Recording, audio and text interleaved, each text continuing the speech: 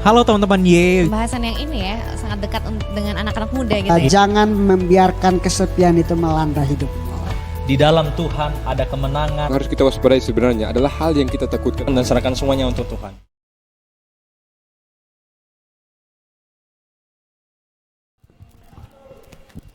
Halo teman-teman Ye dimanapun berada. Pada program kali ini kami akan membawakan materi Minggu Sembahyang Pemuda. Dan bersama saya moderator Sam dan rekan saya Noni. Noni, apa kabarnya Noni? Baik, puji Tuhan. Abang gimana kehidupannya? Puji Tuhan Lancar? baik juga lancar. Dan teman-teman Ye, kita kedatangan dua narasumber para pendeta muda. Yang pertama ada pendeta muda Jeremia Siombing. Halo pendeta muda. Halo juga Sam. Puji Tuhan. Apa kabarnya Pak Pendeta? Puji Tuhan baik. Ya, pendeta muda Jeremy adalah pendeta muda yang melayani di cabang Sekolah Sahabat Colomadu, Solo. Dan narasumber yang kedua adalah pendeta Yapsi Mule. Halo pendeta Yapsi. Pendeta Yapsi Muli. Pendeta Yapsi Mule, oh ya. Halo Bang Sam, halo teman-teman semuanya. Oke, pendeta Yapsi apa kabarnya? Puji Tuhan baik. Puji Tuhan, kita semua dalam keadaan baik. Dan mungkin teman-teman Ye bertanya, kenapa sih kita rame-rame di sini berdiskusi Minggu Sembahyang Pemuda? Nah, Minggu Sembahyang Pemuda adalah serangkaian acara untuk menyemarakan atau meramaikan atau meramaikan atau merayakan kegiatan Global Youth Day yang telah diselenggarakan pada pekan yang lalu. Jadi ini seperti pekan rohaninya para pemuda ya, begitu ya Non ya? Betul sekali, dan Minggu Sembahyang Pemuda ini diadakan dari tanggal 16 sampai 23 Maret 2024 melalui Yap. tayangan YouTube Game AHK Yosodipuro Betul Solo. sekali. Dan pekan pemuda atau pekan Minggu Sembahyang Pemuda pada kali ini mengusung tema penyelamatan kota, orang muda mengubah kota mereka. Menarik nggak Non? Betul, menarik Oke, banget ini sih. kita akan bahas bagaimana pemuda itu mengetahui tantangan yang ada di kota dan bagaimana pemuda bisa menjadi misionaris di kota ya. Gitu ya. Betul sekali. Oke, kita akan masuk di hari yang pertama Non. Oke. Apa tuh judulnya hari pertama ini Bang? Nah, hari pertama ini kita akan membahas topik yaitu apakah Tuhan mengasihi kota Anda. Nah, ini menarik kan? Apakah Tuhan mengasihi kota Anda? Nah, sebelumnya saya mau bertanya nih, teman-teman di sini. Kira-kira ya kalau kita dengar kata kota, apa sih yang terpikir di benak teman-teman? Mungkin pendeta Yapsi dulu deh. Oke, kalau saya itu yang terpikirkan itu adalah padatnya penduduk dan hampir semua itu sibuk dengan dirinya sendiri, dengan kegiatannya, pekerjaannya dan dunianya sendiri. Memang padat ya Padat. kalau kota itu. Oke, kalau pendeta muda Jeremy, apa sih yang terpikir kalau dengar kata kota? Ya baik, shalom buat kita semuanya. Dan di mana kalau berbicara mengenai ini pastinya banyak hal-hal yang kita lihat. Contohnya juga kepadatan, bahkan juga sambil banyaknya pekerjaan dalam kehidupan kita, jadinya sepertinya acu tak acu satu dengan yang lainnya. Oke. Acu tak acu. Acu tak acu ya. Menarik nih. Iya, menarik loh. Acu tak acu. Jawabannya menarik ya. Kalau Noni gimana kalau dengar kata Kalau kota? aku sih mahal. Mahal. Karena Kenapa pasti tuh? taraf kehidupannya ketika kita tinggal di desa dan di kota itu berbeda, lebih mahal di kota gitu. Kalau Oke. Abang, Kalau aku dengar kata kota tuh polusi sih, gitu iya, karena iya, iya. macet gitu kayak kan, ini tadi ya, apa namanya, rame gitu ya. Oke, menarik nih, menarik. Kemudian kalau tadi pertanyaannya adalah yang terpikirkan ketika mendengar kata kota. Sekarang pertanyaannya, kota apa sih menurut pendeta Jeremy, pendeta Yapsi dan Abang Sam yang menarik untuk dikunjungi? Mungkin dari Abang Sam dulu. Kalau aku kota Jogja sih, karena kota kota Jogja tuh erat kaitannya dengan budaya, karena aku dulu kuliah di sana gitu ya. Mantan Kemudian penduduknya ya. ya kota pelajar, terus banyak wisatanya gitu. Betul, Jadi aku betul. suka berwisata gitu. Iya, Aku senang iya. kota Jogja. Oke, Jogja. Kalau pendeta Jeremy? Kalau saya senangnya saat ini ya kota Solo kan. Kota Solo. Karena orangnya juga baik, ramah-ramah, Ramah-ramah ya. dan juga banyak kulinernya. Oke, Ya, betul. menarik.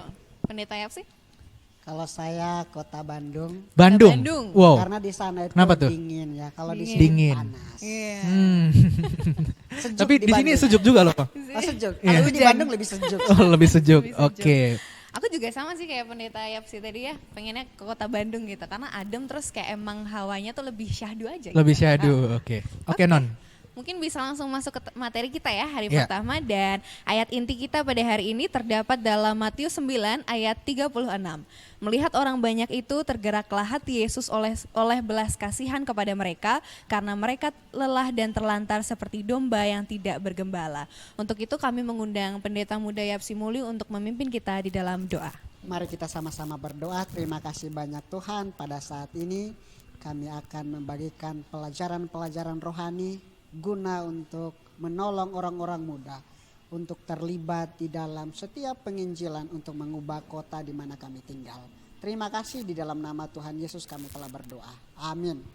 Amin. Terima kasih Pendeta Yapsi. Nah, aku mau langsung nih ke Pendeta Yapsi. Pendeta Yapsi, kira-kira di kota itu masalah yang sering kali timbul tuh apa saja? Dan ada nggak sih Pak Pendeta contoh di dalam Alkitab masalah yang terjadi di kota gitu dalam zaman Alkitab? Mungkin Pendeta Yapsi bisa menjelaskan ke kita. Iya, jadi teman-teman, orang-orang muda, karena tadi kita sudah tahu sendiri ya, di kota itu padatnya penduduk dan hampir tadi sudah sampaikan oleh Pendeta Jeremy bahwa orang-orang itu sibuk dengan dirinya sendiri. Yap. Dan kadang-kadang sibuk dengan diri sendiri mengalami yang namanya stres karena nggak bisa ngobrol dengan teman-temannya. Iya. Dan di kota itu biasa banyak kejahatan di sana. Dan itu pun terjadi ketika di zaman Yunus ya, di kota Niniwe. Kejahatan banyak di sana. Orang saling membunuh. Dan di kota Sodom dan Gomora juga yang terjadi di sana adalah orang-orang melakukan kejahatan di sana. Jadi contoh kota-kota yang ada di Alkitab itu adalah ada dua yang saya sudah sampaikan ya, Niniwe dan juga Sodom dan Gomora ya. Kejahatan ada di sana. Yap.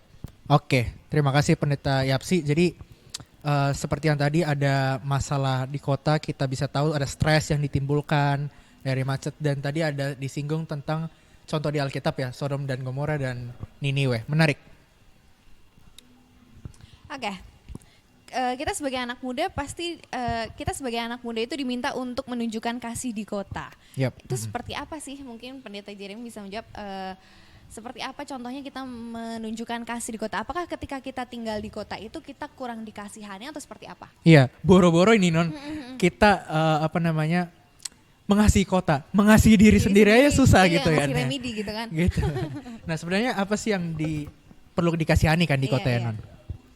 Oke, baik, terima kasih Noni, Sam dan juga teman-teman semuanya. Kalau kita berbicara mengenai kota, ya pastinya banyak masalah-masalah yang terjadi di kota di mana kita tinggal dan lain sebagainya. Tetapi yang menjadi poinnya ialah di dalam kehidupan kita ini yang kita kasihani bukan duniawinya, baik secara harta, baik juga secara hiburan atau kesenangannya. Yang menjadi problemnya ialah bagaimana kehidupan kita harus melihat, yaitu mental dan juga kerohanian. Itu yang harus dikasihani khususnya pada zaman ini. Oke, terima kasih Pendeta Jeremy. Cuman menarik ya pelajarannya untuk anak-anak muda. Iya, menarik banget. Tapi aku mau dapat sedikit istilahnya penjelasan terkait secara prakteknya nih Pak Pendeta. Kira-kira bagaimana sih orang muda ya, apalagi yang zaman sekarang ini menunjukkan kasih di kota secara prakteknya gimana, secara praktisnya? Karena kalau kita dengar teori di zaman Alkitab, mereka menunjukkan kasih seperti ini. Gimana kita anak muda zaman sekarang bisa dengan istilahnya media yang kita gunakan mungkin contohnya untuk menunjukkan kasih di kota? Mungkin Pendeta Jeremy dulu. Oh, baik, terima kasih. Ya, di dalam kehidupan kita, khususnya juga orang-orang muda, boleh menunjukkan dengan rasa ada simpati, bahkan empati. Tadi kalau berbicara mengenai sosial media dan lain sebagainya, boleh kita juga men-share atau mengirim akan ayat kekuatan dalam kehidupan kita supaya memang terlihat jelas apa yang menjadi terpancar dari kehidupan kita masing-masing sebagai orang-orang muda. Berarti lewat media sosial juga ya? Karena Lewat aku media lihat sosial. Pendeta Jeremy ini suka share gitu. Iya, tiap hari. Lewat media sosial juga. Tapi ini bagus loh, jadi contoh buat teman-teman orang-orang muda juga. Kalau Pendeta Yapsi sendiri gimana prakteknya buat orang muda menunjukkan kasih? Iya, tadi sudah disebutkan itu adalah men-share hal-hal rohani ya. Men-share ayat-ayat Alkitab, kata-kata motivasi. Dan kalau dari saya itu adalah Karena di kota itu adalah orang-orang hampir sibuk dengan dirinya sendiri dan ada yang stres, maka di mana membutuhkan orang untuk mau menjadi pendengar. Menjadi pendengar, Ya, pendengar yang baik ya. sahabat, menjadi teman dari orang lain supaya mereka boleh saling menguatkan di kota. Ya kan? Karena di sanalah ketika mereka saling menguatkan, saling berbagi kebenaran firman Tuhan dan mereka pun dikuatkan di sana. Dan tingkat stres itu jadinya kecil. Karena orang stres itu karena nggak punya teman ngobrol ya kira-kira seperti itu. Jadi kalau ada teman ngobrol artinya bisa saling kasih motivasi begitu. Sharing gitu ya. Sharing. Oke, terima kasih Pendeta Apsi. Teman-teman Y, demikianlah untuk pelajaran hari pertama. Terima kasih teman-teman telah mengikutinya. Dan juga teman-teman merasa terberkati, silahkan like, komen, dan juga share video ini kepada teman-teman lainnya yang rindu untuk mendengarkan pekabaran Tuhan. Iya, benar sekali. Dan jangan lupa teman-teman untuk mengikuti pembahasan hari kedua, hari berikutnya Besok. pada esok hari. Oke, Gitu. jangan lupa. Oke, untuk itu kami mengundang Pendeta Jeremia Siombing untuk memimpin kita dalam doa tutup. Oke, baiklah, mari kita berdoa.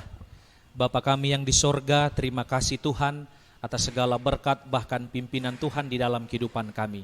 Di mana kami sudah belajar melalui firman Tuhan ini agar orang-orang muda juga diajak untuk semakin lebih mengasihi akan orang-orang yang ada di kota-kota kami ya Tuhan.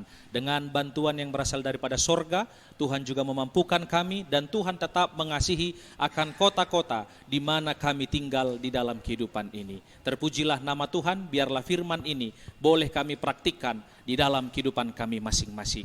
Di dalam nama Yesus kami sudah berdoa dan mengucapkan syukur haleluya. Amin.